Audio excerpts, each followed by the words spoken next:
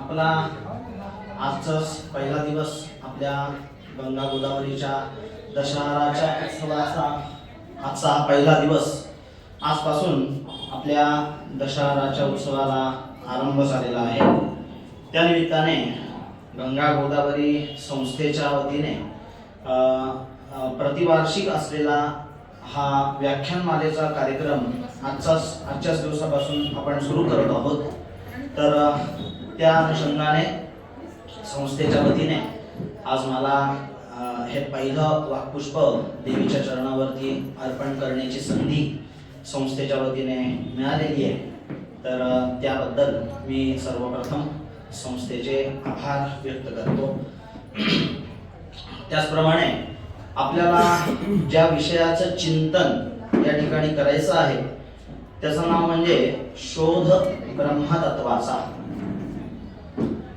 आपल्याला प्रामुख्याने या विषयाबद्दलची जी काही उकल आहे, ब्रह्म या शब्दाबद्दलची जी काही माहिती आहे, या शब्दाबद्दलची जी काही उकल आहे ही प्रामुख्याने शास्त्रामध्ये, वेदांत शास्त्रामध्ये बघायला मिळते. त्यालाच आपण उत्तर मीमांसा असं देखील म्हणतो. उपनिषद, ब्रह्मसूत्र, गीता या प्रस्थानत्रयी असलेल्या ग्रंथांमध्ये ब्रह्म या तत्वाबद्दलचं ज्ञान आपल्याला मिळू शकतं. उपनिषद, ब्रह्मसूत्र आणि गीता यालाच या वेदांत शास्त्रामध्ये प्रस्थानत्रयी असं म्हटलेलं आहे. प्रस्थान म्हणजे उगम, एखाद्या विषयाच्या उगमाविषयी प्रस्थान असा शब्द वापरला जातो. तर याबद्दलची माहिती, ब्रह्मतत्वाबद्दलची माहिती आपल्याला वेदांत शास्त्रामध्ये प्रामुख्याने बघायला मिळते. प्रामुख्याने या वेदांत शास्त्रात येणारा जो विषय असतो त्यापैकी मुख्य जो विषय येतो तो म्हणजे ब्रह्मसत्यम जगन्मिथ्या. म्हणजेच या सृष्टीमध्ये, ही चराचर सृष्टी जी आहे, या सृष्टीमध्ये ब्रह्म हे एकच तत्व फक्त नित्य मानलेलं आहे. ब्रह्म या तत्वाचा कधीही बाध होत नाही. ब्रह्माचा कधीही कुठल्याही प्रकारामध्ये लोप होऊ शकत नाही. पण ब्रह्म सत्यम आणि जगन मिथ्या जरी असलं तरी सुद्धा ब्रह्म म्हणजे नक्की काय आहे हे समजणं, हे तसं पाहायला गेलं तर फार अवघड आहे. कारण जिथे आपल्या या संपूर्ण ग्रंथमालेमध्ये, संपूर्ण सृष्टीमध्ये जी काही ग्रंथमाला उपलब्ध आहे त्यामध्ये सगळ्यात प्राचीन जी ग्रंथमाला मानली जाते ती म्हणजे वेद. वेदांइतकं प्राचीन या भूतलावरती काहीही नाही. ग्रंथांमध्ये वेद हे सगळ्यात प्राचीन आहे. आणि जिथे वेदांनी देखील ब्रह्म या तत्वाचं वर्णन करताना नेती म्हणजे अशा नकारात्मक भावनेमधून ब्रह्मतत्वाचं वर्णन केलेलं बघायला मिळतं. नेती याचा अर्थ असा की ब्रह्म असं नाही अशा शब्दांमध्ये वेदांनी सुद्धा या ब्रह्मतत्वाचं वर्णन केलेलं आहे. पण आता हे ब्रह्मतत्व जाणण्याकरता आपले द्रष्टे जे ऋषीमुनी आहेत त्यांनी सुद्धा बरेच प्रयत्न केलेले, अथक परिश्रम आपल्या सगळ्या ऋषीमुनींनी, आद्य शंकराचार्यांनी वगैरे घेतलेले आहेत. मग त्यांनी काय सांगितलं की ब्रह्माविषयीचं जर का आपल्याला ज्ञान हवं असेल, ब्रह्मज्ञान प्राप्त करून घ्यायचं असेल तर पहिले आत्मज्ञान प्राप्त होणं आवश्यक आहे. मी कोण याची पहिली अनुभूती होणं आवश्यक आहे. कारण या सृष्टीमध्ये आपल्याला भगवत कृपा प्रसादाने जो काही जन्म मिळाला, या जन्मामागे सुद्धा काहीतरी कारण मीमांसा आहे. आपला त्र्यंबकेश्वर सारख्या क्षेत्रामध्येच जन्म का व्हावा याला काहीतरी कारण आहेत. आपण मी म्हणजे कोण, माझा संबंध काय, मी म्हणजे माझं नाव म्हणजे मी आहे का, की माझ्या आतमध्ये आणखीन कोणीतरी वास्तव्य करतंय, मग माझ्या सोबत असणारे जे कोणी माझे नातेवाईक आहेत हे माझे कोण आहेत, यांचा आणि माझा नातेसंबंध काय आहे, त्याचप्रमाणे माझं कार्य या जन्मामध्ये काय आहे याबद्दलचं ज्ञान आपल्याला जोपर्यंत प्राप्त होऊ शकत नाही तोपर्यंत आपल्याला ब्रह्मज्ञानाविषयी सुद्धा कुठल्याही प्रकारातून ज्ञान प्राप्त होऊ शकणार नाही. कारण शेवटी संवेदना ह्या इंद्रियांच्या माध्यमातून जोपर्यंत अंतःकरणापर्यंत पोहोचत नाही तोपर्यंत आपल्याला एखाद्या विषयासंबंधीचं ज्ञान होऊ शकत नाही. कारण आपली इंद्रिय जी असतात ही इंद्रिय एखाद्या विषयापर्यंत पोहोचली तरी सुद्धा जोपर्यंत इंद्रियांच्या माध्यमातून संवेदना त्या विषयापर्यंत पोहोचत नाही तोपर्यंत समोर काय आहे याची उकल आपल्याला होऊ शकत नाही. समोर एखादा पेन ठेवलेला आहे, आपण नुसतंच त्या पेनाकडे बघतोय, पण आपली संवेदना जोपर्यंत त्या दृष्टीच्या माध्यमातून पेनापर्यंत पोहोचत नाही तोपर्यंत ह्याचं ज्ञान होऊ शकत नाही की समोर पेन ठेवलेला आहे. तसंच आपल्याला सांगितल्यानुसार की आत्मज्ञान म्हणजे काय हे पहिले जोपर्यंत समजत नाही तोपर्यंत आपल्याला ब्रह्मज्ञानाविषयी सुद्धा कुठल्याही प्रकारची माहिती होऊ शकत नाही. आता आपल्या हाताला एखादा जर काटा किंवा टाचणी अशी टोचली तर आपल्याला त्या टाचणी टोचण्यामुळे किंवा काटा टोचण्यामुळे थोडाफार दुःख होईल, थोड्याफार वेदना होतील, पण कालांतराने आपण एखादं औषध एखादं मलम त्या ठिकाणी लावलं तर लगेच ते बरं होईल, आपल्याला सुख वाटेल, बरं वाटेल. मग आता 5 मिनिटाआधी जर का आपल्याला वेदना होत होत्या आणि 5 मिनिटांनंतर जेव्हा मलम तिथे आपण लावलं तेव्हा त्याच ठिकाणी आपल्याला बरं वाटायला लागलं, आनंद वाटायला लागला. पण मग या वेदना झाल्या कोणाला, संवेदना झाल्या कोणाला? हाताला जर का टाचणी टोचली, काटा टोचला तर त्या वेदना फक्त हातापुरतं राहायला पाहिजे होत्या. आपण म्हणतो मला दुःख होतंय किंवा मला सुख होतंय, पण मी कोण आहे? हातावर एखाद्याने पेढा ठेवला, तो पेढा खाल्ला, गोड लागला, उत्कृष्ट चव होती, पण मग तो मी कोण? पेढा खाणारा, गोड पदार्थ खाल्ला पण त्या गोड पदार्थाचा आनंद घेणारा मी कोण? या विषयाचं ज्ञान जोपर्यंत होत नाही तोपर्यंत हा जो काही सृष्टीमध्ये चाललेला व्यवहार असतो हा सगळा स्वप्नावस्थेमध्ये असल्यासारखाच आहे. आपण स्वप्नावस्थेमध्ये एखादं स्वप्न बघत असताना त्या स्वप्नामधल्या ज्या काही भावना असतात त्या आपल्या शरीरावर सुद्धा आपल्याला झालेल्या जाणवतात स्वप्नामध्येच. म्हणजेच आपण एखादं भयानक स्वप्न जर का रात्री झोपलेलं असताना बघितलं तर त्या स्वप्नाचा झालेला जो काही परिणाम असतो तो परिणाम आपल्या शरीरावर सुद्धा झालेला असतो. आपल्याला स्वप्न बघताना एखादं समजा भयानक वाघाचं वगैरे स्वप्न पडलं तर अंगाला कधी कधी घाम आलेला जाणवतो. एखादं भीतीदायक स्वप्न जर का आपण बघितलं तर ते भीतीदायक स्वप्न बघून आपल्याला झोपेमध्ये भीती सुद्धा वाटते, झोप मोडते आपली. पण ते स्वप्न मोडल्यानंतर म्हणजे आपण जागृत अवस्थेमध्ये आल्यानंतर मात्र आपल्याला याचं ज्ञान होतं तात्काळ की आपण जे काही आता बघितलं होतं हे स्वप्नात बघितलेलं होतं. आपल्याला आता जे काही स्वप्नामध्ये दिसलं हे मिथ्या आहे, हे खोटं आहे. आपण आता जागृत अवस्थेमध्ये त्या स्वप्नात बघितलेल्या प्रसंगाचा अनुभव घेत नाहीये. म्हणजे सेम अशाच प्रकारचा भाव आपल्या जागृत अवस्थेमध्ये जो भाव आपल्याला अपेक्षित असतो सेम तसाच भाव ब्रह्मज्ञान किंवा आत्मज्ञान झाल्यानंतर बघायला मिळतो. जेव्हा मनुष्याला आत्मज्ञान प्राप्त झाल्यानंतर त्या अनुषंगानेच ब्रह्मज्ञानाची सुद्धा प्राप्ती होते. म्हणजेच आत्मज्ञानाबरोबरच ब्रह्मज्ञानाची प्राप्ती सांगितलेली आहे. एकदा आपण मी कोण याचं ज्ञान जेव्हा आपल्याला झालं आणि ही सृष्टी सगळी मिथ्या आहे याचं ज्ञान जेव्हा झालं तेव्हा तो कोण हे सुद्धा आपल्याला समजायला लागतं.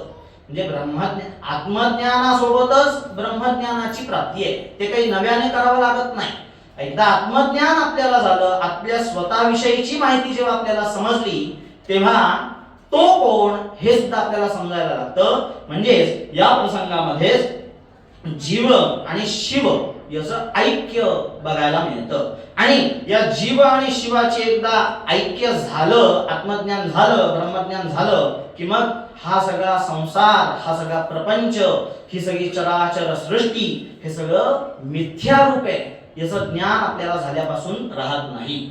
आता काय आहे की ही जी काही सृष्टी आपल्याला अनुभवायला येते आहे, हा संसार, प्रपंच, घरदार, संपत्ती, प्रतिष्ठा हे जे काही सगळं आपण अनुभवतो आहे हे सगळं भ्रमात्मक आहे. हा काय आहे? हा सगळा भ्रम आहे. आपण ज्या सृष्टीमध्ये आता वावरतो आहोत, ही जी सगळी जी चराचर सृष्टी आहे, हा सगळा आपण बघत असलेला किंवा अनुभवत असलेला हा भ्रम आहे.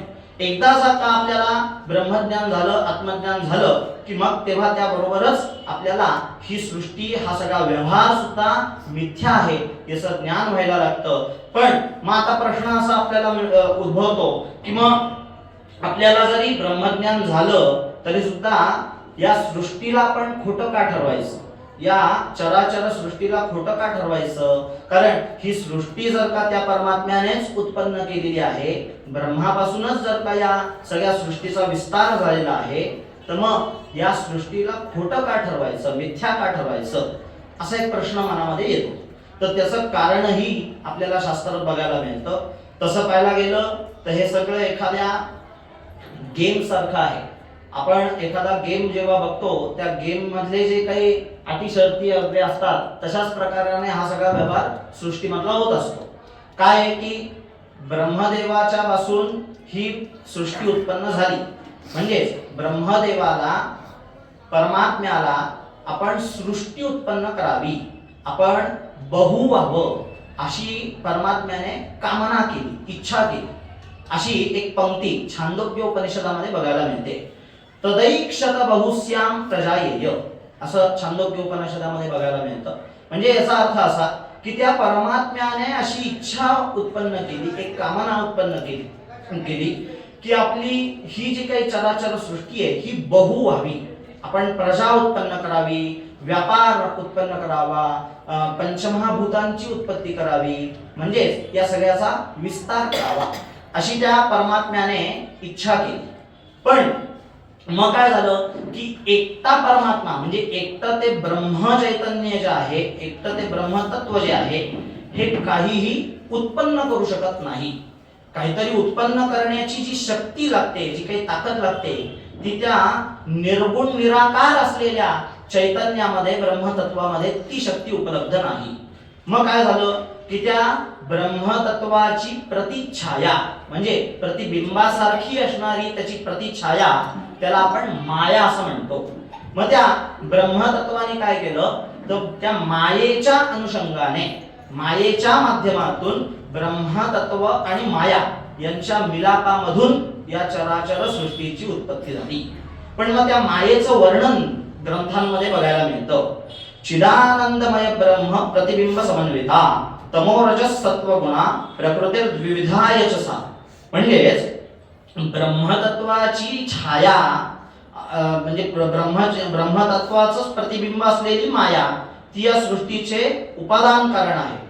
सत्व, रज, तम हे जे तीन गुण असतात, या तीन गुणांची साम्य अवस्था, हेच त्या मायेचं लक्षण सांगितलेलं आहे. त्या मायेचे हे तीन गुण सांगितलेले आहेत. सत्व, रज आणि तम असे तीन गुण त्या मायेचे सांगितलेले आहेत. मग आता ही परमात्म्याची विस्तृत असलेली शक्ती, या शक्तीच्या माध्यमातून त्या परमात्म्याने हा चराचर व्यापार उत्पन्न केला. आणि ती आदि शक्ती जी आहे, ती माया शक्ती जी आहे, ही सुद्धा अनादि सांगितलेली आहे. अनादि म्हणजे काय, तर ज्याच्या आधी कोणी नाही, म्हणजे ज्याच्या पहिले कोणी नाही, अशी ती परमात्म्याच्या सोबतच असणारी माया, ही सुद्धा आदि शक्ती सांगितलेली आहे.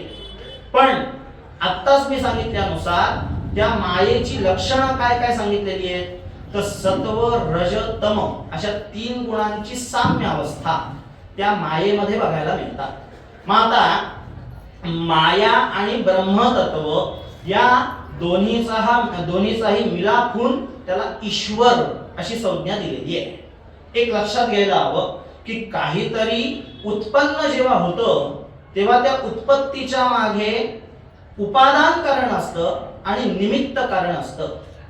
कुठलाही व्यापार, कुठलीही गोष्ट जेव्हा उत्पन्न होते, ती उत्पन्न होण्यामध्ये काहीतरी निमित्त कारण असतं आणि काहीतरी उपादान कारण असतं. उपादान कारण आणि निमित्त कारणाशिवाय कुठलीही वस्तू उत्पन्न होऊ शकत नाही, हा नियम आहे.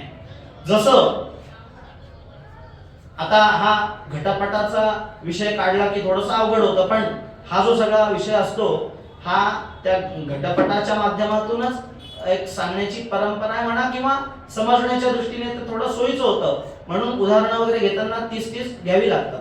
जसं मातीपासून तयार झालेला घट, मातीपासून तयार झालेला जो घट आहे, तर या मातीपासून तयार झालेल्या घटामध्ये माती काय आहे, तर माती ही उपादान आहे, माती हे उपादान कारण आहे. आणि तयार करणारा घट तयार करणारा जो माणूस आहे कुंभार, हा कोण आहे, हा निमित्त कारण आहे. असाच व्यापार अजूनही ठिकाणी करून बघा. जसं सोन्याचा विचार आपण केला, तर सोन्यापासून तयार झालेला दागिना, पण आता सोनं हे काय आहे, तर सोनं हे उपादान कारण आहे, म्हणजे मुख्य कारण. उपादान कारण याचा काय, याचा अर्थ काय, मुख्य कारण. सोनं हे काय, उपादान कारण आहे. आणि त्या सोन्यापासून तयार झालेला जो दागिना आहे, तो तयार झालेला दागिना बनवणारी व्यक्ती कोण आहे, सोनार जो असतो तो कोण आहे, तर तो निमित्त कारण आहे. जसं आता हा टेबल आहे, हा टेबल बनवताना कशाचा वापर केलेला आहे, लाकडाचा वापर केलेला आहे. मग आता लाकूड काय आहे, तर लाकूड हे उपादान कारण आहे. आणि लाकडापासून तयार केलेला हा टेबल बनवणारी व्यक्ती कोण आहे, तर निमित्त कारण आहे. सेम याच पद्धतीने हा व्यापार या सृष्टीमध्ये बघायला मिळतो.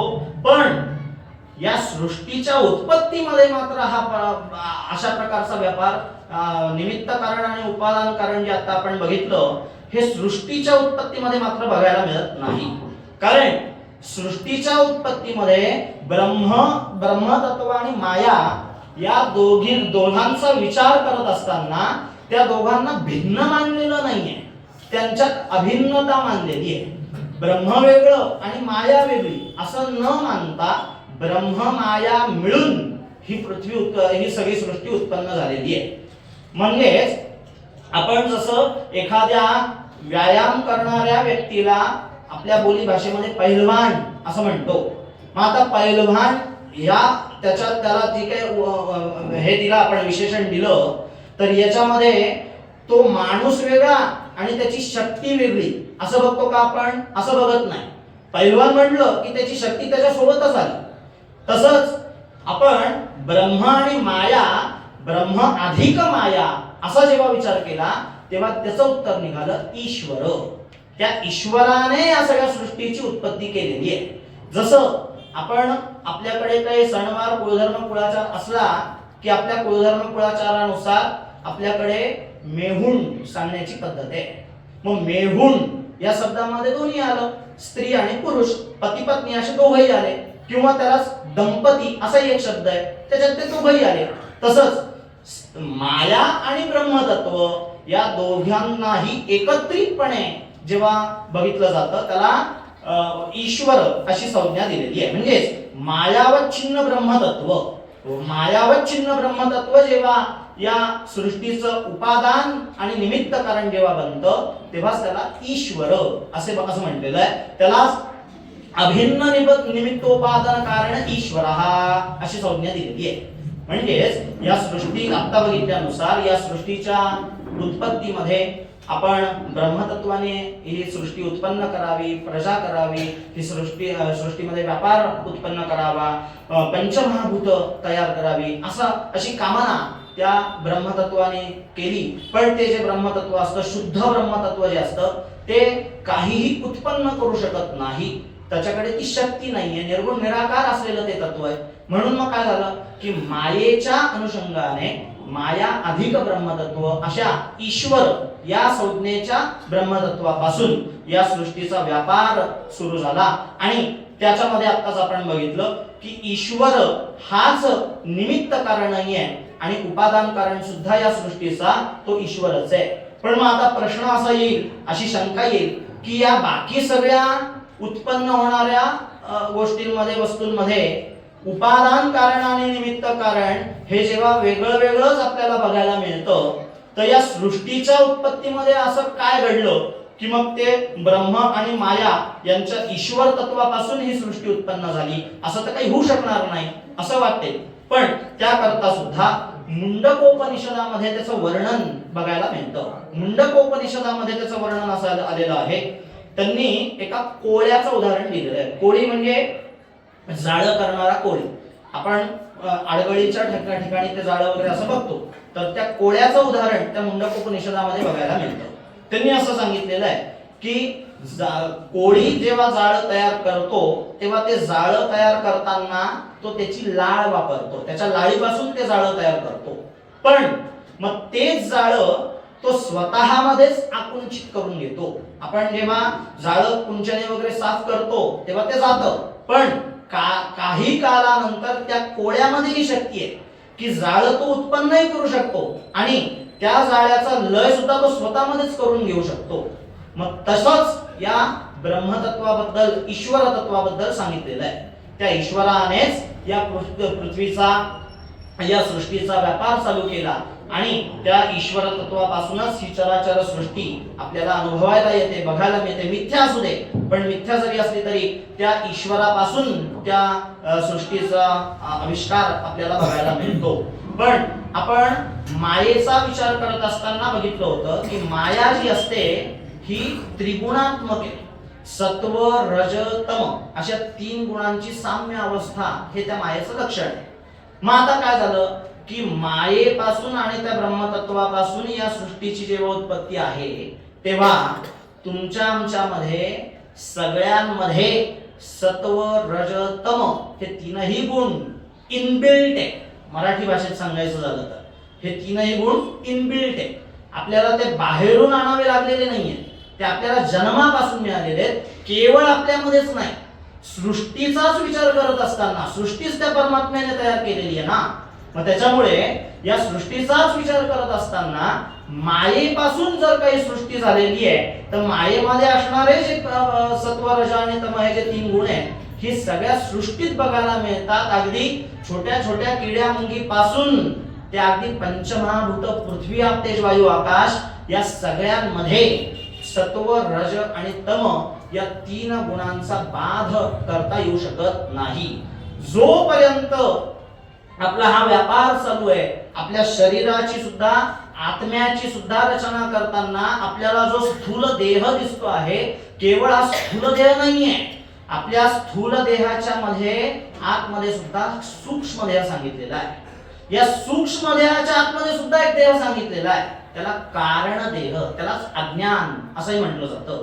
पण या स्थूल देहामध्ये सुद्धा या त्रिगुणांचा व्यापार बघायला मिळतो. या कारण देहामध्ये, सूक्ष्म देहामध्ये सुद्धा या त्रिगुणांचा, सत्व, रज, तम या 3ही गुणांचा व्यापार बघायला मिळतो. ते काही असं सिझनेबल करता येऊ शकत नाही की 4 महिने सत्व गुणाचे, 4 महिने रजो गुणाचे किंवा 4 महिने तमो गुणाचे, असं ते काही डिवाइड करून आपल्याला घेता येऊ शकत नाही.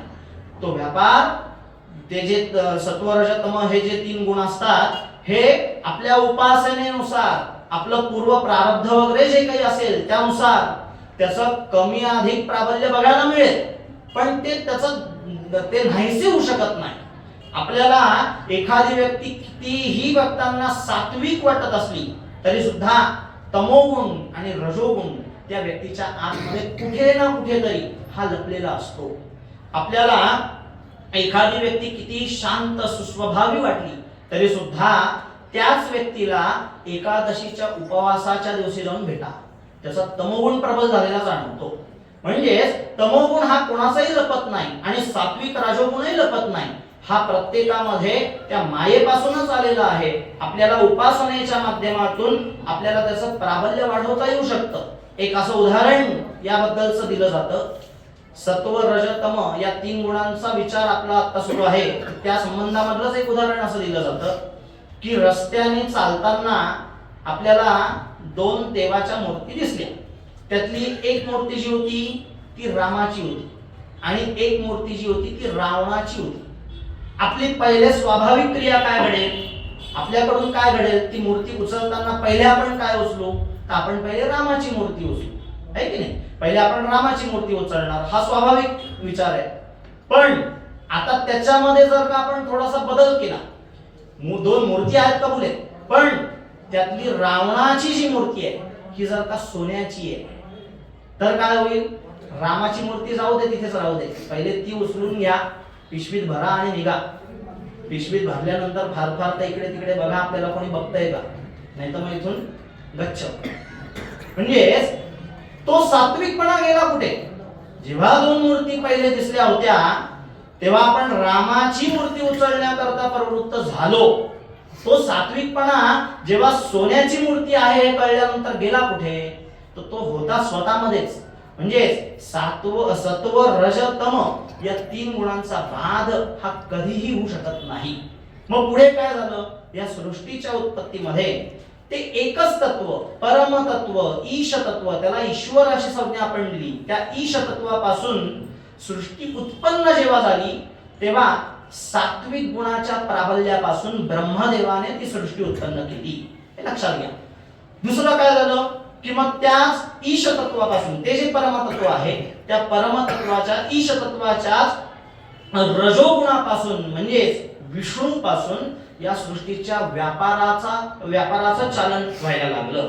पालन पोषण, पालन करता विष्णू, हे सगळं हा सगळा व्यापार सुरू झाला. आणि मग काय झालं? त्याच ईश तत्वापासून, त्याच परमतत्वापासून त्याच्या तमोगुणाच्या प्राबल्यामुळे शंकराच्या माध्यमातून लयाची उत्पत्ती झाली. म्हणजे उत्पत्ती, स्थिती आणि लय याचा संबंध ब्रह्मा विष्णू आणि महेश याच्याशी आहे हे आपल्याला सगळ्यांना ज्ञात आहे. पण ते कसं झालं? तर तत्व एकच आहे. जरी सुद्धा सृष्टी उत्पत्तीमध्ये ब्रह्मदेवाचं नाव आपण घेत असू, पालनकर्त्या विष्णूचं नाव घेत असू किंवा लयकर्त्या शंकराचं नाव घेत असू, तरी सुद्धा त्या सगळ्याचं तत्व एकच आहे. फक्त गुणांच्या प्राबल्यामुळे एकाने एकाने सृष्टी उत्पन्न केली आहे, एकाने त्या सृष्टीतल्या प्रजेचं पालन हातामध्ये घेतलेलं आहे आणि एकाने शंकराने त्याचा लय हातात घेतलेला आहे. पण आपण आता या भोलेनाथाच्या शंकराच्या नगरीमध्ये राहतो तर आपल्याला शंकराला लय करता असं थोडं पचनी पडत नाही. पण लय सुद्धा का सांगितलेला आहे? तर परत उत्पत्ती करता लय सांगितलेला आहे. लय म्हणजे सर्वनाश विलास नाहीये, तर त्या लयापासून नवीन काहीतरी उत्पत्ती होण्याकरता लयाचा विचार शास्त्रामध्ये केलेला आहे. पण त्या शंकराचं एक नाव आपल्याला सगळ्यांना श्रुत आहे, ज्ञात आहे. आपण शंकराला काय म्हणतो? आशुतोष. काय नाव आहे? आशुतोष. आशु, आशु या शब्दाचा अर्थ काय? लवकर. आणि तोष म्हणजे लवकर प्रसन्न होणारी देवता. या सगळ्यांमध्ये आशुतोष शंकर ही लवकरात लवकर, सगळ्यात लवकर प्रसन्न होणारी देवता आहे. आणि मग त्या देवतेला समोरची व्यक्ती कोण आहे याचं भान राहत नाही. आपल्याला रावणाचं उदाहरण आहे आपल्याकडे. रावणासारख्या माणसाने सुद्धा त्या शंकराला, भोलेनाथाला प्रसन्न करून घेतलं. आणि नुसतं प्रसन्न नाही करून घेतलं तर आत्मलिंग दिलं परमेश्वराने. म्हणजेच लय या शब्दावरून आपल्या समोर जी काही संकल्पना उभी राहते ती तशी नसून शंकर ही सुद्धा आशुतोष असणारी देवता आहे. एक भजन आपण सगळेजण म्हणत असतो किंवा ऐकत असतो की हे भोळ्या शंकरा, भोळा देव आहे तो. पण म्हणजे हे सगळं सांगण्याचं तात्पर्य आपण लक्षात घ्या की सत्व रज तम या तीनही गुणांचं प्राबल्य हे प्रत्येकामध्ये बघायला मिळतं. सृष्टी उत्पत्तीमध्ये देखील मायेपासून सृष्टी उत्पन्न झालेली असल्यामुळे सत्व रज तम अशा तीनही गुणांचा मिलाप प्रत्येक चराचर सृष्टीमध्ये हा बघायला मिळतो. आणि मग त्यापासूनच ब्रह्म, विष्णू, महेश ही नावं पण बघायला मिळतात. अर्थात सगुणामध्ये काय होतं की आपल्या उपास्य देवतेचं प्राबल्य किती मोठ्या प्रमाणात आहे हा अभिनिवेश दाखवण्याकरता वेगळे वेगळे वाद बघायला मिळतात. आता इकडे आपल्याकडे तसे जास्त नाहीयेत, पण तिकडे दक्षिणेकडे याबाबत खूप मोठ्या प्रमाणात वाद चालतात. शैव वैष्णव यांच्यामध्ये खूप मोठ्या प्रमाणात वाद बघायला मिळतात. मद्रासच्या हाय कोर्टामध्ये केस चालू आहे या संबंधामध्ये. ती केस काय चालू आहे की गंध कसं लावावं. शैव लोक म्हणतात की त्रिपुंड म्हणजे आडवं गंध लावावं, वैष्णव म्हणतात की उभं गंध लावावं. या विषयावरून केस चालू आहे मद्रासच्या हायकोर्टामध्ये. काही लोक शैवांकडे भिंती घरांमधल्या ज्या सारवायच्या असतात त्या सुद्धा आडव्या सारवतात ती लोक. म्हणजे आपल्या आपल्या पंथाचा अभिनिवेश त्यांच्यामध्ये मोठ्या प्रमाणात असल्यामुळे या गोष्टी असतात. वैष्णवांकडे उभ्या पद्धतीने भिंती सारवल्या जातात. फार बारीक बारीक विचार ते लोक करतायत. म्हणजे एखाद्या आपल्या एखाद्या कापडाला जर का शिवायचं असलं, टीप मारायची असली, तर वैष्णव जे असतात ते शिव असं सुद्धा म्हणत नाही. कारण शिव म्हणजे परत शंकराचं नाव आलं, ते फक्त म्हणतात टाका घाल. म्हणजे अशा बारीक बारीक गोष्टींमध्ये सगुणामध्ये हे जे प्रकार बघायला मिळतात हे सगळे मिथ्या आहेत. आता आपण विचार केल्यानुसार ही सृष्टी उत्पन्न करण्यामध्ये त्या ईश्वर ईश तत्वाचा मोठा त्याची इच्छा प्रबल झाली, म्हणून ही सगळी सृष्टी उत्पन्न झाली. आणि सत्व रज तम या तीनही गुणांची साम्य अवस्था ब्रह्मा विष्णू महेश या तीनही परमेश्वरांपासून उत्पत्ती स्थिती आणि लय हे सगळं आपल्याला चराचर सृष्टीमध्ये बघायला मिळालं. पण मग मायावच्छिन्न चैतन्यापासून म्हणजेच ईश्वरापासून ही सृष्टी उत्पन्न झाली. पण आता काय झालं तर त्या शुद्ध निर्गुण निराकार असलेल्या तत्वाला मायेचं वेष्टन आलं. मग ही माया काय करते, या मायेमुळेच तसं पाहायला गेलं तर सगळी गडबड आहे. आपण मी कोण आहे याचं ज्ञान आपल्याला होत का नाही, तर त्या सगळ्याचं मूळ कारण ही मायाच आहे. माया काय करते तर जे आहे ते दाखवत नाही, जे नाहीये ते दाखवते. म्हणजे आपण बोली भाषेमध्ये एक म्हण वापरतो, दिसतं तसं नसतं म्हणून जग फसतं. तोच प्रकार हा सगळा या वेदांत्यांनी सुद्धा केलेला आहे. की माया जी असते ही जे ब्रह्मतत्वाचा निर्गुण निराकार असलेल्या ब्रह्मतत्वाला वेष्टन या मायेपासून झालेला असल्यामुळे आपल्याला स्वतःची अनुभूती येत नाही. म्हणजेच आपण जर का रस्त्याने जात असताना रस्त्यामध्ये दोरी जर का पडलेली दिसली तर लांबून बघताना आपल्याला तिथे साप आहे की काय असं वाटायला लागतं. असते दोरी पण दिसतो साप. लांब एखाद्या समुद्र किनारी आपण कुठे गेलो तर तिथे एखादा शंख शिंपलं तिथे पडलेलं असतं, लांबून बघितल्यानंतर चमकल्यासारखं आपल्याला ते वाटतं. आपल्याला असं वाटतं रजत आहे की काय, म्हणजे चांदी आहे की काय. जवळ जाऊन पाहिल्यानंतर कळतं हे शंख शिंपलंय. म्हणजे असं विपरीत ज्ञान, मिथ्या ज्ञान त्या मायेपासून आपल्याला बघायला मिळतं. एक दृष्टांत या संबंधामध्ये बऱ्याच वेळा दिला जातो. सिंहाची गोष्ट या संबंधात बऱ्याच वेळा सांगितली जाते. एक सिंहाचं पिल्लू लहान असतानाच त्या सिंहाचे पंचतंत्रामध्ये आलेली गोष्ट आहे. सिंहाचे आई वडील जे असतात ते लहानपणीच त्याला सोडून जातात. तर ते लहान असतं, त्याला काही स्वतःचा अभिमान असा नसतो की आपण सिंह आहोत असा अभिमान त्याच्यामध्ये नसतो. तो लहान असतो, त्याला त्याचे संस्कार आई वडिलांकडून झालेले नसतात.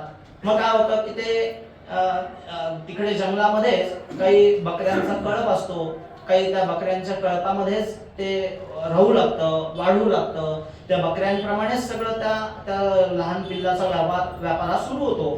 म्हणजे मग हिंसकपणा जो सिंहाचा असतो तो राहत नाही. त्याला असं वाटतं आपण यांच्यातलेच आहोत, आपण आणि हे वेगळे नाहीये, आपण यांच्यात राहतोय, यांच्यातच खेळतोय, आपण यांच्यातलेच आहोत असं त्याला वाटायला लागतं. आणि तो त्यांच्याच सारखा व्यापार सगळा सुरू करतो. गवत खायला लागतो तो बकऱ्यांसारखं, पानं खायला लागतो.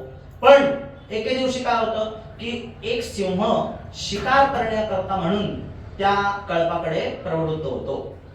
आणि मग तिथे गेल्यानंतर त्या सिंहालाच हा प्रश्न पडतो की आपल्याच सारखा दिसणारा हा दुसरा एक सिंह यांच्यातच राहून यांच्यात खेळतोय कसा काय, शिकार करण्याची सोडून हा खेळत काय बसला यांच्याशी, असा त्याला प्रश्न पडतो. आणि मग तो सिंह त्या छोट्या पिल्लाला जवळ बोलवून घेतो आणि मग त्याला विचारतो की तू काय करतोय, हे यांच्यासोबत खेळतोयस काय, आपला पिंड काय आहे, आपण काय करायला पाहिजे, आपण हिंसक आहोत असं तो सगळं त्याला सांगतो.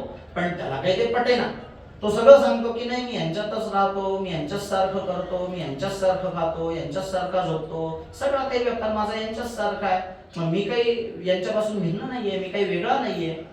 पण मग तो दुसऱ्या दिवशी परत सिंह तिथे येतो, पुन्हा त्याला समजून सांगण्याचा प्रयत्न करतो, तरी याला काही पटत नाही. तिसऱ्या दिवशी तो पुन्हा येतो, मग तो एका विहिरीपाशी घेऊन जातो.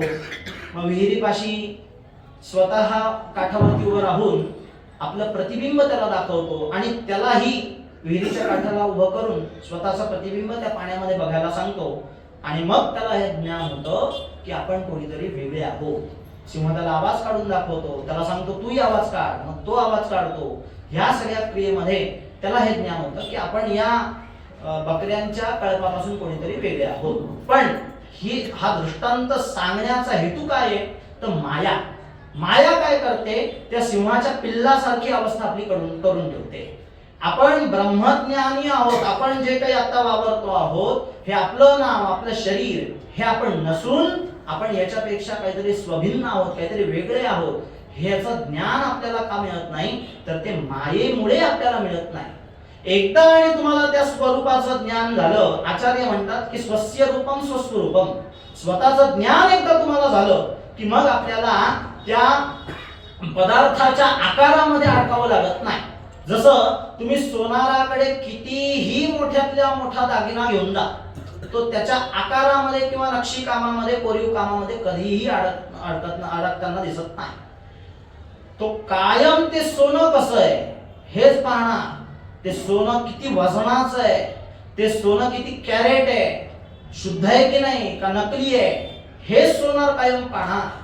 सोनाराकडे कधी जा, सोनार कधीच त्या सोन्याच्या आकारामध्ये किंवा नक्षी कामामध्ये, दागिन्यामध्ये अडकत नाही.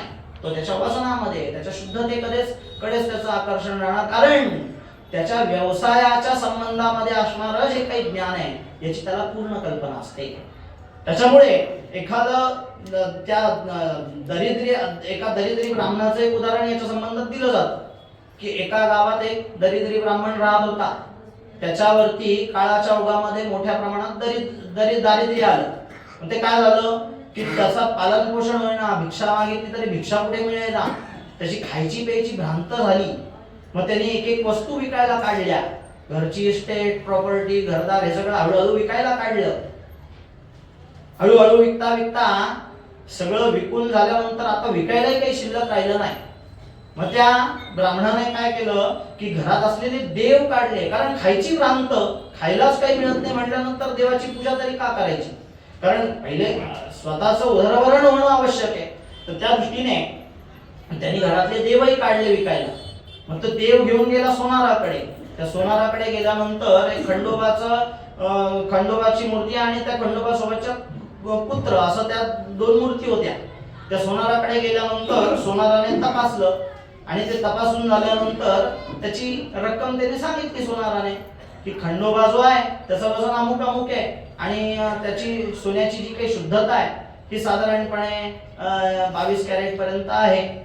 मग त्याचा भाव मी तुम्हाला साधारण 15,000 रुपयापर्यंत देईल, असं सोनाराने त्याला सांगितलं. ठीक आहे म्हणे, चालेल. दुसरी मूर्ती काढली ती होती त्या खंडोबाच्या पुत्र्याची. ते त्यांनी तपासून पाहिलं सोनाराने. मग ते तपासल्यानंतर त्याची शुद्धता, त्याचं वजन हे सगळं बघितल्यानंतर सोनार म्हणायला लागला ठीक आहे मी याचे 30,000 रुपये देईन. तो ब्राह्मण त्याच्यावर भडकला की अरे तू खंडोबाचे मला 15,000 रुपये देतोयस आणि कुत्र्याचे 30,000 रुपये देतोयस. पण मग सोनाराने त्याला हे उत्तर दिलं की ते खंडोबा असो नाही तर कुत्रा असो, मला त्याच्याशी काही घेणं देणं नाहीये, मला ते सोनं किती शुद्ध आहे याच्यामध्ये पडलेलं आहे. त्याच्यामुळे सांगण्याचं तात्पर्य लक्षात घ्या की एकदा स्वरूपाविषयीचं ज्ञान आपल्याला झालं की मग त्याच्या आकाराला महत्व राहत नाही. आपल्याला या आता सांगितलेल्या सोनाराच्या उदाहरणावरून हे लक्षात येईल. पण काय होतं की हे सगळं ऐकायला जरी बरं वाटत असलं तरी सुद्धा हे वाटतं तितकं सोपं नाही. हे प्रकरण काहीतरी अवघड आहे. कारण आपल्या शास्त्रकारांनी असं सांगितलेलं आहे की अनेक जन्मातल्या नुसतं जन्मातल्या नाही, अनेक जन्मातल्या पुण्याचा संचय जेव्हा होतो, हे महत्वाचं वाक्य आहे, अनेक जन्मातल्या पुण्याचा संचय जेव्हा होतो तेव्हा या ब्रह्मतत्व ज्ञानाची जिज्ञासा उत्पन्न होते. काय म्हटलेलं आहे की ब्रह्मतत्वाचं ज्ञान होत नाही, ते जाणण्याची जिज्ञासा फक्त उत्पन्न होते असं म्हटलेलं आहे. मग त्याच्यासाठी काय सांगितलं की अनेक जन्मांचं पुण्य अर्जित करण्याकरता सांगितलेलं. आपल्या षट दर्शनकारांनी सुद्धा याचा गांभीर्याने विचार केलेला आहे. पूर्वमीमांसा असो, उत्तर मीमांसा असो, या सगळ्या दार्शनिकांनी सुद्धा काय केलं, जैमिनी महामुनी काय म्हणतात पूर्वमीमांसेमध्ये, अथा तो धर्म जिज्ञासा, पहिले धर्माची जिज्ञासा करा. धर्माची जिज्ञासा केल्यामुळे त्या पूर्वमीमांसा सारख्या ग्रंथांच्या माध्यमातून विधी, निषेध, अर्थवाद हे सगळं आपल्याकडून आचरलं जाईल. तितक्या प्रमाणामध्ये पुण्यकर्म अर्जित होईल. विधी काय सांगतो, अर्हर संध्या उपासित, संध्या करा, संध्येचा लोप करू नका. संध्येपासून पुण्य नाहीये, पण संध्येमुळे काय होईल तर तुमच्या चित्ताची शुद्धी होईल. निषेध सांगितला. निषेध काय करतो की अमुक एका कृतीचं आचरण केल्यामुळे आपल्याकडून काहीतरी पाप घडू शकेल म्हणून निषेध सांगितला. अर्थवाद सांगितला. अर्थवाद काय करतो, एखाद्या कर्मापासून काहीतरी विशिष्ट पुण्य आपल्याला लाभणार असेल तर आपली प्रवृत्ती ते करण्यामध्ये व्हावी, हा अर्थवाद सांगितला. अथर्व शीर्ष जे आपण सगळे म्हणतो तर अथर्व शीर्षामध्ये नंतर दिलेली जी फलश्रुती आहे, ससर्वं लभते ससर्वं लभते वगैरे, ही जी सगळी फलश्रुती आहे ती सगळी अर्थवादात्मक आहे. काय करतो अर्थवाद, तर अर्थवाद सांगितल्यामुळे नमस्ते गणपतये पासून ते नमो व्रातपतये नमो गणपतये या ज्या सगळ्या ऋचा आहेत, हे सगळं तुम्ही म्हणावं, याचा उच्चार याचं आचरण तुमच्याकडून व्हावं. त्या अनुषंगाने काही विशिष्ट प्रकारचं अदृष्ट आपल्याकडून उत्पन्न होईल असा विचार आपल्या दार्शनिकांनी, षड्दर्शनकारांनी सुद्धा केलेला आहे. एखाद्या ग्रंथाची सुद्धा रचना आपण बघा, गुरुचरित्र सारखा ग्रंथ असेल, ज्ञानेश्वरी सारखा ग्रंथ असेल, त्याच्यामध्ये आपण कांड बघतो, तर या कांडांची सुद्धा रचना सगळी त्या ग्रंथकारांनी कशी केलेली असते. एकदम ज्ञानकांड कधी सांगत नाही, त्याची रचना लक्षात घ्या. पहिले कर्मयोग, कर्मकांड सांगितलं जातं, त्यानंतर उपासना कांड सांगितलं जातं, किंवा काही ठिकाणी भक्तिकांड सांगितलं जातं, भक्तियोग सांगितला जातो, आणि मग ते सगळं झाल्यानंतर ज्ञानयोग सांगितला जातो. कारण एकदम ज्ञान योगामध्ये आपण जर का शिरलो तर आपल्याला कुठल्याही प्रकरणाची उकल होऊ शकणार नाही. म्हणून ही रचना सुद्धा या योगांच्या बद्दल सुद्धा बघायला मिळते. कर्मयोग, कर्मयोगानंतर भक्तियोग किंवा उपासना योग, आणि मग ते सगळं झाल्यानंतर ज्ञानयोग हा बघायला मिळतो. म्हणजेच या सगळ्या दार्शनिकांनी, ग्रंथवेत्यांनी आपल्याला त्या ज्ञानाची माहिती मिळण्याकरता म्हणून या सगळ्या दार्शनिकांनी ही रचना आपल्याकरताच म्हणून केलेली आहे. म्हणजेच एक असं आपल्याला जर का सांगायचं झालं की कुठल्याही प्रकारची उपासना केल्याने त्याचं फळ काय मिळतं, तर आपल्या चित्ताची शुद्धी होते. हे शाश्वत फळ, हे लक्षात घ्या. कुठल्याही कर्माचं फळ सांगितलेलं असो नाही तर नसो, सत्कर्म जर का आपल्या हातून घडलं तर काय होतं, तर चित्ताची शुद्धी होते. आता आपला सगळा उत्सव गंगा गोदावरीचा सुरू आहे. गंगा गोदावरीचा उत्सव सुरू असताना आपल्याला फळ जे काही आहे या उत्सवाच्या माध्यमातून, जे काही पूजन अर्चन जे काही या 10-15 दिवसांमध्ये इथे घडणार आहे, तर याच्या माध्यमातून, उत्सवाच्या माध्यमातून या पुण्य कर्माचं फळ आपल्याला काय मिळणार आहे, आपली चित्ताची शुद्धी नक्की होणार आहे. म्हणजे कुठल्याही प्रकारची उपासना केल्याने, किंबहुना कुठलंही पारायण आपण केल्यामुळे, गुरुचरित्राचं पारायण करा, ज्ञानेश्वरीचं पारायण करा, कुठलंही पारायण करा, किंवा कुठलंही रोजचं नित्य उपासना ठेवा, तर हे केल्याने कुठलाही देव मिळत नाही. मी जे सांगतोय ते लक्षपूर्वक ऐका. कुठलंही पारायण करा, ज्ञानेश्वरी वाचा किंवा गुरुचरित्र वाचा, कुठली उपासना करा, याने कुठलाही देव मिळत नाही. मोठ्या एक असं विधान करणं हे चुकीचं आहे खरं तसं पाहायला गेलं, पण त्याच्या पुढचा शब्द, पुढचं वाक्य पण महत्वाचं आहे. तर ह्या सगळ्या उपासनेमधून काय होतंय, देव मिळत नाहीये, तर मिळालेला देव आपल्याला कळतोय, हे लक्षात घ्यायचं आहे. म्हणजेच काय होतंय की देव माझ्यातच आहे, देव तुमच्यातच आहे. मीच तुम्हाला नमस्कार करतोय किंवा तुम्हीच मला नमस्कार करता आहात. वैष्णवांचा मोठा उत्सव आपल्या गावामध्ये आत्ताच पार पडलेला आहे. आपण त्यांच्यात बघतो की नाही, किती छोटा असो किंवा मोठा असो, एकमेकांना रस्त्यात थांबून नमस्कार करतायत. म्हणजे उपासनेच्या माध्यमातून किंवा व्रतवैकल्यांच्या माध्यमातून देव मिळो नाही तर न मिळो, पण मिळालेला देव नक्की कळतो. ही ताकद आपल्या सगळ्या कर्मकांडामध्ये आणि उपासना या क्षेत्रांमध्ये दिलेली आहे. पण आता काय होतं की मग ही सृष्टी कोणी उत्पन्न केली, तर त्या ईश्वराने उत्पन्न केली आहे की नाही, आपण पाहून आलो मगाशी. मग आता या सृष्टीमध्ये दिसणारा जो काही व्यापार आहे, हा जो काही जडण घडण, हा जो सगळा काही प्रापंचिक व्यापार आहे, मग आता यालाही ब्रह्म म्हणायला पाहिजे, त्या ब्रह्मदेवापासूनच हे उत्पन्न झालेलं आहे ना, मग त्यालाही ब्रह्म म्हणायला पाहिजे. तर एका अर्थी हे बरोबर पण आहे, पण हे जे ब्रह्म म्हणणं आहे हे सगुणाच्या बाबतीत आहे. आपल्याला चराचर सृष्टीमध्ये दिसणारा जो काही विषय आहे, जो काही पदार्थ आहे, हे सगळं ब्रह्मच आहे, बरोबरच आहे ते, पण ते सगुणाच्या बाबतीत आहे. आपल्याकडून ती कृती पण घडत असते, आपल्याला त्याचं ज्ञान होत नाही. आपण चालताना एखाद्या वस्तूला जर का आपला चुकून पाय लागला तर आपण काय करतो, आपण त्या वस्तूला नमस्कार करतो. का नमस्कार करायचा? तिथं निर्जीव वस्तू आहे, त्याला नमस्कार करण्याची काय आवश्यकता आहे? निर्जीव आहे ते काही कुठली देवाची मूर्ती नाही किंवा काही नाही. तर आपण जरी चुकून जरी पाय लागला तरी स्वाभाविक कृती आपल्या हातून काय घडते, तर आपण त्या वस्तूला नमस्कार करतो, उचलून बाजूला ठेवतो. म्हणजे या सृष्टीमध्ये दिसणारी सगळे पदार्थ, सगळ्या गोष्टी या ब्रह्मच आहेत, फक्त या सगुण स्वरूपामध्ये आहेत. आणि आपल्याला ज्या ब्रह्मतत्वाचं चिंतन आपण करतो आहोत किंवा ब्रह्मज्ञान प्राप्त होण्याच्या बद्दलचं जे काही आपण चिंतन करत आहोत ते मात्र सगुण स्वरूपामध्ये नसून ते निर्गुण निराकार असलेल्या स्वरूपामध्ये आहे.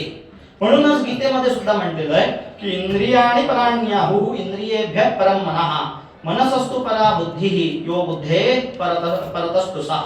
म्हणजे या शरीरांपेक्षा सुद्धा इंद्रिय श्रेष्ठ सांगितलेली आहेत, इंद्रियांपेक्षा सुद्धा मन श्रेष्ठ सांगितलेलं आहे, आणि या मनापेक्षा सुद्धा बुद्धी श्रेष्ठ सांगितलेली आहे. पण बुद्धीपेक्षा सुद्धा ब्रह्मतत्व श्रेष्ठ सांगितलेलं आहे. इथे त्याचं वर्णन बघायला मिळतं.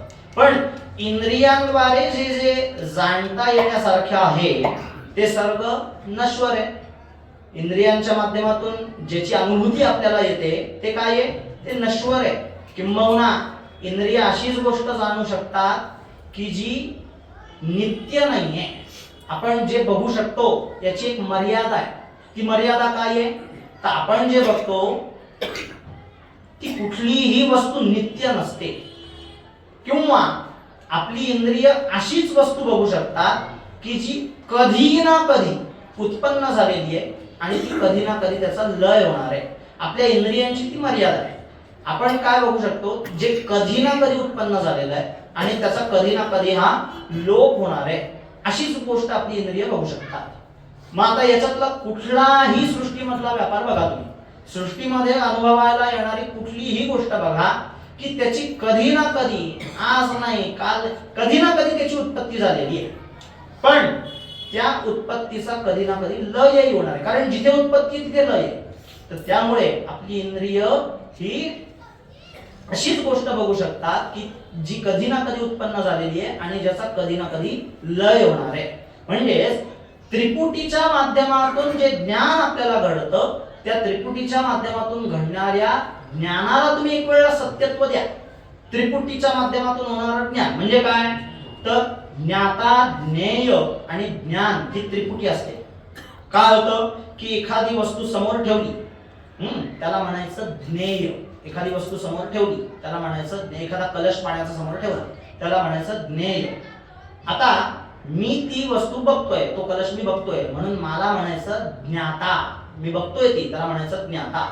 आणि मग बघितल्यानंतर माझ्या संवेदना जागृत झाल्या, माझ्या इंद्रियांच्या माध्यमातून त्या वस्तूपर्यंत त्या संवेदना पोहोचल्या, म्हणजे सन्निकर्ष त्या वस्तूचा आणि माझ्या चक्षुरेंद्रियांचा झाला. आणि मग माझी इंद्रिय हे माझ्या इंद्रियांच्या माध्यमातून संवेदना ही अशी जागृत होऊ शकते, त्याला म्हणायचं ज्ञान. ज्ञान जेव्हा हे मला लक्षात येईल की समोर कलश ठेवलेला आहे, याला म्हणायचं ज्ञान. म्हणजे या त्रिपुटीच्या माध्यमातून ज्या विषयाचं ज्ञान होतं त्या ज्ञानाला सुद्धा मिथ्या म्हटलेलं आहे.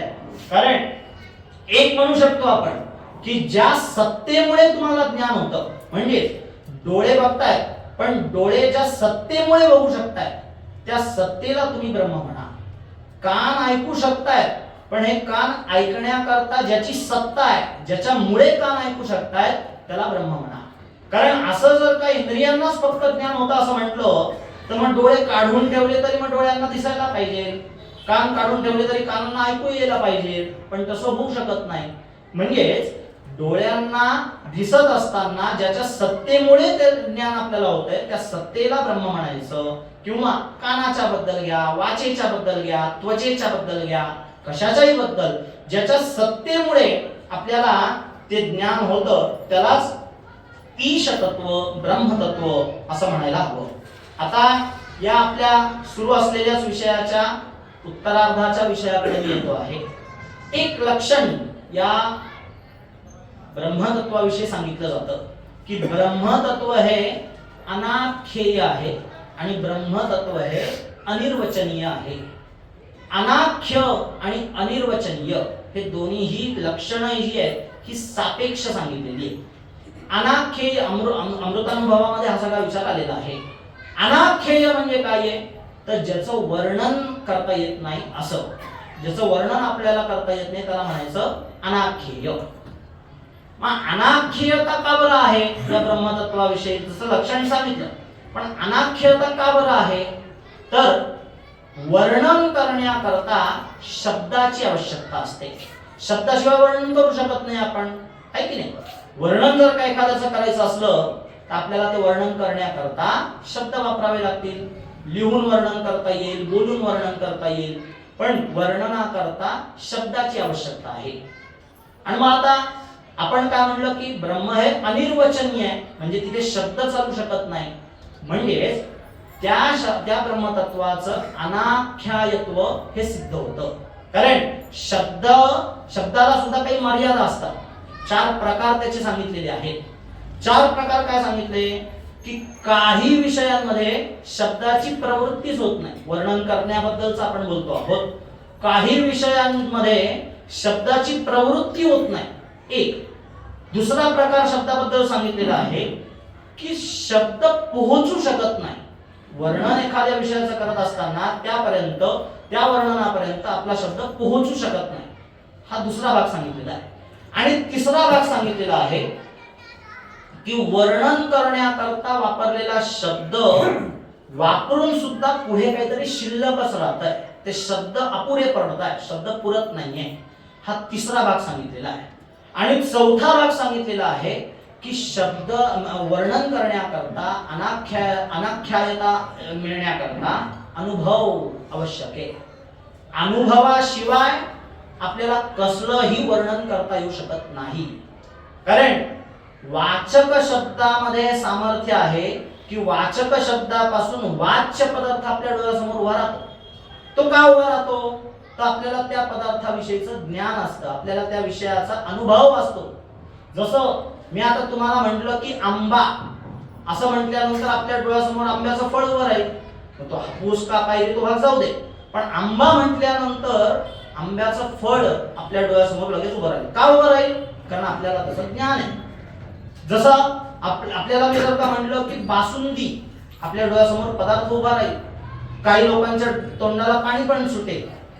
मी जर का म्हटलं की श्रीखंड, लगेच पदार्थ उभा राहतो डोळ्यासमोर. का उभा राहतो? कारण आपल्याला त्याच्याविषयीचं ज्ञान आहे. आता आपल्याला इथून बाहेर पडल्यानंतर तुम्ही एखाद्या माणसाला शिवी द्या, देऊ नका. एक उदाहरण सांगतो. एखाद्या व्यक्तीला एखाद्या माणसाला शिवी द्या, काय होईल? तो तुमच्या अंगावर येईल, मारायला येईल, काहीतरी होईल की नाही? किंवा तुमच्यापेक्षा उत्तम दर्जाची शिवी तो तुम्हाला देईल, आहे की नाही? म्हणजेच त्या शिवीचं ज्ञान त्या माणसाला आहे की हा जो काही आपल्याला बोलतोय हा शब्द आपल्याकरता चुकीचा आहे, याचं ज्ञान त्या व्यक्तीला आहे. त्यामुळे ती व्यक्ती सुद्धा आपल्यावरती त्या पद्धतीनेच प्रवृत्त होईल. आणि हेच जर का तुम्ही एखाद्या परभाषी म्हणजे मराठी न येणाऱ्या माणसाला एखादी शिवी द्या, मला काही कळणारच नाही, कारण अनुभव नाही. म्हणजेच या अनाख्यतेबद्दलचा हा विचार करत असताना 4 प्रकार जे आपण पाहिले. पहिला आपण पाहिला की शब्दाची उत्पत्ती होत नाही, शब्दाची प्रवृत्ती होत नाही वर्णन करण्याकरता. दुसरा प्रकार आपण पाहिला की शब्द अपुरे पडतात. तिसरा प्रकार पाहिला की शब्द तिथपर्यंत पोहोचू शकत नाही. आणि चौथा प्रकार आपण पाहिला की त्या विषयाचं आपल्याला ज्ञान नाही. मग त्यामुळे त्या परमतत्वाला ईशतत्वाला अनाख्येय असं म्हटलेलं आहे. आणि दुसरं लक्षण त्याचं सापेक्ष आपण दुसरं पाहिलं की अनिर्वचनीय. अनिर्वचनीय असणारं हे ब्रह्मतत्व आहे. अनिर्वचनीयता काय आहे? तर ज्याचं निर्वचन आपण करू शकत नाही, ज्या विषयाचं आपण निर्वचन करू शकत नाही त्याला अनिर्वचनीय असं म्हणायचं. पण आता त्या अद्वैत सिद्धी ग्रंथामध्ये मधुसूदन सरस्वतींनी एक या संबंधामध्ये एक मजेशीर पूर्वपक्ष उभा केलेला आहे. त्यांचाच ग्रंथ आहे आणि त्यांनीच पूर्वपक्ष आणि सिद्धांत पक्ष त्यांनीच मांडलेला आहे. तर त्यांनी एक पूर्वपक्ष असा छान मांडलेला आहे आणि एक उदाहरणही त्या संबंधातलं दिलेलं आहे. मधुसूदन सरस्वतींनी पूर्वपक्ष असा उभा केला की ज्याचं ज्ञान ज्याचं निर्वचन करता येत नाही, म्हणजे ज्याला तुम्ही अनिर्वचनीय अशी असं विशेषण ज्याला देता आहात, तर अनिर्वचनीय ज्याचं निर्वचन करता येत नाही तो, हे त्याचं निर्वचनच झालं ना, आहे की नाही? लक्षात येत आहे का? अनिर्वचनीय काय? अनिर्वचनीय म्हणजे काय? ज्याचं वर्णन करता येत नाही तो, हा त्याचा अर्थ झाला. पण मग आता ज्याचं वर्णन करता येत नाही तो, हे त्याचं वर्णनच झालं ना, आहे की नाही? त्यांनी दृष्टांत काय दिला की म्हणे हाताची 5 बोट आहेत आपली, या 5 बोटांना वेगळी नावं दिलेली. पहिलं बोट जे अंगठा, त्याला आपण अंगठा असं म्हणतो. त्यानंतर जे त्याला तर्जनी असं आपण म्हणतो. मधल्या बोटाला आपण मध्यमा असं म्हणतो. आणि शेवटचं जे बोट असतं त्याला कनिष्ठिका असं म्हणतो. पण या कनिष्ठिके शेजारचं जे बोट आहे त्याला काय म्हणतो आपण? अनामिका. अनामिका हेच त्याचं नाव. हे जसं नाव त्या बोटाबद्दलचं होऊ शकतं, तसंच त्या परमतत्वाला सुद्धा अनिर्वचनीय हे विशेषण लागू पडतं. अनिर्वचनीय आणि अनाख्य हे त्या परमात्म्याचं लक्षण आहे. जसं व्यवहारामध्ये एक असं बघायला मिळतं की स्त्रिया ज्या असतात त्या वडिलांचं नाव घेऊन काही वेळेला आवाज देत नाही, किंवा आहो असं म्हणण्याचं जे एक परंपरा असते, तर ते काही ठिकाणी बघायला मिळत नाही. मग त्या ठिकाणी काय करतात, तर मुलाचं नाव घेऊन स्त्री आवाज देतात. आवाज द्यायचा असतो नवऱ्याला, पण मुलाचं नाव घेऊन त्या नवऱ्याला आवाज देतात. आता माझ्यावरून जर का सांगायचं झालं तर मला आहो असा आवाज न देता राघवचे बाबा, ओ भार्गवचे बाबा, ओ राघवचे बाबा असा आवाज दिला जातो. माझ्यात आलं की नाही अनिर्वचनीय? म्हणजे ह्या परमतत्वाला, ईश तत्वाला अनिर्वचनीयत्व दिलेलं आहे आणि अनाख्यायत्व दिलेलं आहे. त्याचं विवेचन आताच आपण बघितलं. पण आता आपल्याला ब्रह्मज्ञानाची प्राप्ती होण्याकरता आवश्यक काय पडेल? कारण हे सगळे ग्रंथ, सगळ्या ऋषी मुनींनी जे काही प्रयत्न केलेले आहेत त्याच्या माध्यमातून आता आपण पाहिलं की त्याचं वर्णन होऊ शकत नाही ब्रह्मतत्वाचं, त्याचं निर्वचनही होऊ शकत नाही. पण मग हे कळणार कसं? तर म्हणूनच हे जे सगळं तत्व आहे हे अनुभवाशिवाय आपल्याला कळू शकत नाही. त्याचा अनुभव घेतल्याशिवाय ब्रह्मतत्व म्हणजे काय हे आपल्याला सांगता येऊ शकत नाही. कारण आपल्या सगळ्या श्रेष्ठ अशा ऋषी मुनींनी, शंकराचार्यांनी शाखा चंद्र न्यायानुसार आपल्याला अंगुली निर्देश केलेले आहेत. शाखा चंद्र न्याय म्हणजे पाडव्यानंतरची येणारी जी द्वितीय असते, त्या द्वितीयेला चंद्र जो असतो हा पूर्ण स्वरूपामध्ये न दिसता त्या चंद्राची कोर दिसते फक्त. मग काय झालं की ती चंद्राची कोर थोडीशी दिशेनं अशी असते, लवकर चटकन अशी लक्षात येत नाही, समजत नाही. म्हणून मग काय केलं जातं की पहिले एखादं झाड दाखवलं जातं. मग काय सांगतात की त्या झाडाच्या वर असलेली फांदी बघ. मग फांदी बघायला लागल्यानंतर सांगतात की त्या फांदीला असणारी जी पानं आहेत ती पानं बघ. आणि मग ती पानं एकदा दिसली की त्या पानांच्याच रेषेमध्ये समोर बघ, म्हणजे तुला चंद्र दिसेल. हा झाला शाखा चंद्रन्याय. अशाच पद्धतीने आपल्या सगळ्या श्रेष्ठ अशा ऋषी मुनींनी, शंकराचार्यांनी, सगळ्या ग्रंथकारांनी अंगुली निर्देश करून आपल्याला त्या ब्रह्मतत्वाचा बोध व्हावा याकरता म्हणून निरनिराळे ग्रंथ रचलेले आहेत. आपल्याला सुरुवात आपण ज्याच्यापासून केली की ब्रह्मसूत्र, गीता, उपनिषद याची रचना केलेली आहे. तर याच्या माध्यमातून आपल्याला निर्देश फक्त मिळू शकेल की अशा अशा मार्गातून आपण जा, म्हणजे तुम्हाला आत्मानुभूती येईल, तुम्हाला आत्मज्ञान प्राप्त होईल आणि आत्मज्ञानापासूनच तुम्हाला ब्रह्मज्ञानाची सुद्धा प्राप्ती होईल. कारण कुठल्याही सिद्ध पुरुषाला जर आपण विचारायला गेलो, त्याचा अनुभव विचारायला गेलो, तर सिद्ध असणारी व्यक्ती स्वतःचा अनुभव वर्णन करू शकत नाही. कारण त्या परमतत्वामध्ये अनाख्यत्व आहे आणि अनिर्वचनीयता आहे. आणि जो कोणी सिद्ध मुनी अशा प्रकारे डांगोरा पिटत असेल की हो मला ब्रह्मज्ञान झालेलं आहे, मला आत्मज्ञान झालेलं आहे, तर ते मात्र कायम खोटं समजायचं. केनोपनिषदामध्येच सांगितलेलं आहे, केनोपनिषदामध्ये याचं वर्णन आलेलं आहे की जो ब्रह्मज्ञानी होतो, जो आत्मज्ञानी होतो, तो कधीही असं म्हणू शकत नाही की मला आत्मज्ञान झालेलं आहे, मला ब्रह्मज्ञान झालेलं आहे. एखादा मिठाचा खडा दोरीला बांधून पाण्यामध्ये जर का आपण सोडला, पाण्याची खोली तपासण्या करता, तर तो मिठाचा खडा पाण्यात गेल्यानंतर पुन्हा बाहेर येईल का? नाही येऊ शकणार. तीच अवस्था सिद्ध पुरुषाची होते.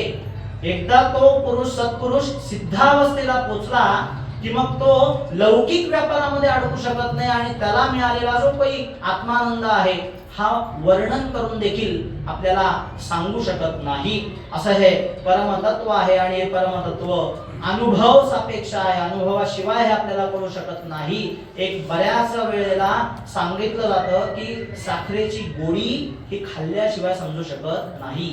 साखर हातात दिली, साखर खाल्ली आणि मी तुम्हाला सांगितलं नुसतं गोड आहे, पण मग तुम्ही म्हणाल गोड म्हणजे काय, मी तुम्हाला लिहून दाखवेल गोड, तुम्हाला ते दाखवलं, तुम्ही वाचलं तरी तुम्हाला ते कळणार नाही. मग तुम्हाला मी सांगेल की आंबट नाहीये ते, मग तुम्ही म्हणाल तिखटपणा आंबट नसतो. मग मी तुम्हाला सांगेल की नाही तिखट नाहीये ते, म्हणजे हे संपूच शकत नाही. गोड म्हणजे काय हे तुम्ही खाल्ल्याशिवाय तुम्हाला ते कळू शकणार नाही. तसंच या ब्रह्मज्ञानाबद्दल आहे, आत्मज्ञानाबद्दल आहे, आपल्याला जोपर्यंत याची अनुभूती येत नाही तोपर्यंत, आपण ज्याचा अनुभव घेत नाही तोपर्यंत आपल्याला त्याच्यातला जो काही आनंद आहे हा देखील परमेश्वराकडून, या परमतत्वाकडून मिळू शकत नाही. अशा प्रकारे या ब्रह्मज्ञानाविषयी ब्रह्मसत्यम जगन्मिथ्या या विषयाच्या संबंधामध्ये आपण जे काही चिंतन सुरू केलेलं होतं, तर ते आपण आता या ठिकाणी थांबवणार आहोत.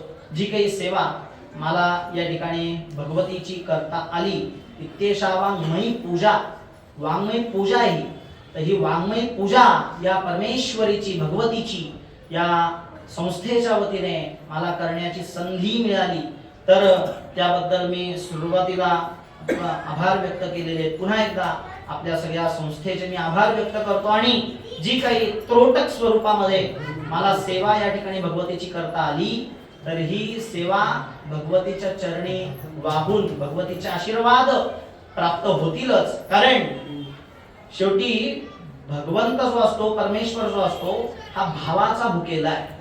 आपण जो काही भाव त्या परमेश्वराच्या बद्दलचा व्यक्त करतो, आपला जो काही निरागसपणा त्या भगवंताच्या प्रीतीमध्ये, भक्तीमध्ये दिसतो, त्याचंच फळ आपल्याला भगवंताकडून मिळत असतं. जसं एखाद्या सामाजिक कार्यकर्त्याचा काही मोठा गौरव झाला, मोठा सत्कार झाला, मोठी मोठी भाषणं त्या सामाजिक कार्यकर्त्याबद्दल लोकांनी केली, तरी सुद्धा घरी आल्यानंतर जेव्हा एखादं लहान मूल, त्या सामाजिक कार्यकर्त्याचं एखादं लहान बाळ, लहान मूल जेव्हा त्या सामाजिक कार्यकर्त्याला असं म्हणतं की बाबा बोबड्या स्वरूपामध्ये, बाबा तुम्ही एवढे मोठे, म्हणजे ते बोबडे स्वर ऐकल्यानंतर आधी कितीही मोठी भाषणबाजी ऐकलेली असली तरी सुद्धा त्या कार्यकर्त्याचं मन त्या बोबड्या बोलापाशीच वळतं.